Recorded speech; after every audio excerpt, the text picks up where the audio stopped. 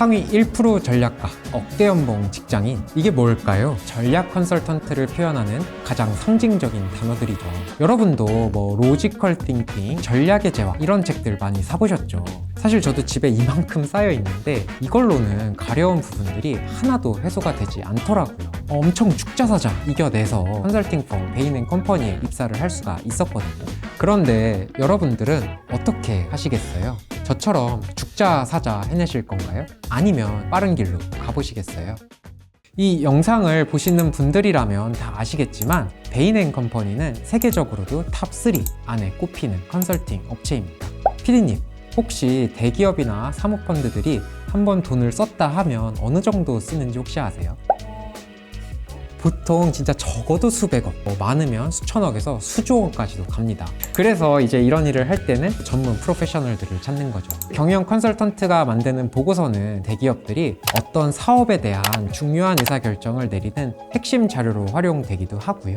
사모펀드 같은 투자 전문 기관이 큰 규모의 투자에 대한 의사결정을 내리는데도 중요한 역할을 합니다. 그러니까 누구나 만드는 흔한 보고서면 안 되겠죠. 제대로 돈값을 하는 보고서를 만드는 게 중요합니다. 저 역시 재직 당시에 여러 가지 경영 실사를 수행을 했었는데 그 중에는 당시 아시아 태평양 지역 역사상 가장 큰 M&A 딜도 있었습니다. M&A를 할 때는 기업 실사를 하는 등 이 컨설턴트의 역할이 엄청 중요하거든요.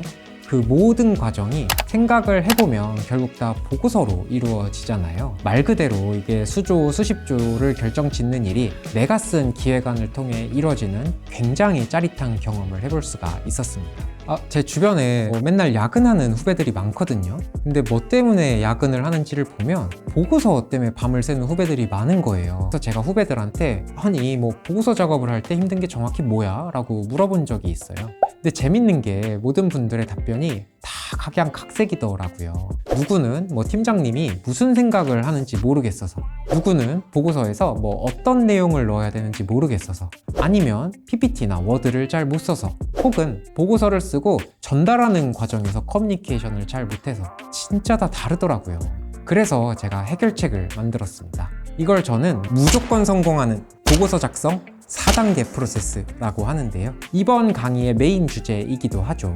누가, 언제, 어떤 유형의 보고서를 쓰게 되시더라도 공통적으로 적용해 볼 수 있는 보고서 필승 방법론이라고 할 수 있을 것 같습니다. 실제로 이 방법론을 제가 후배들한테 알려주고 어떻게 되나 지켜봤는데요.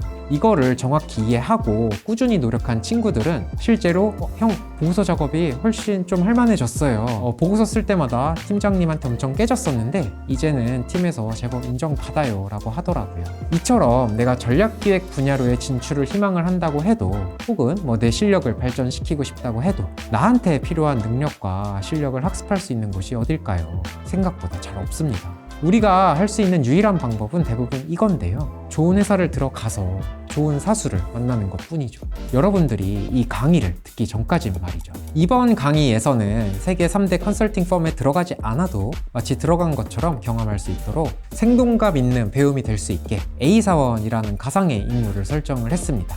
바로 여러분입니다. 이 A사원이 보고서 과제를 받는 그 순간부터 이것을 성공적으로 완수해 나가는 그 과정을 함께 해보려고 합니다. A사원이 된 여러분은 본인이 할 일을 명확히 정리하고 시장 규모나 경쟁사 조사처럼 필요한 정보들을 모으고 분석도 할 거고요. 당연히 보고서의 형태로도 만들어 보게 됩니다. 마지막으로는 상사에게 전달하기까지 그 모든 것들을 저와 함께 하시게 될 겁니다. 일을 잘하는 사람치고 보고서 못 쓰는 사람은 없다고 하죠. 저도 그 말에 100% 동감하는데요. 여러분들도 이 강의를 통해서 상위 1% 억대 연봉 직장인에 한 걸음 더 가까워지시길 바랍니다.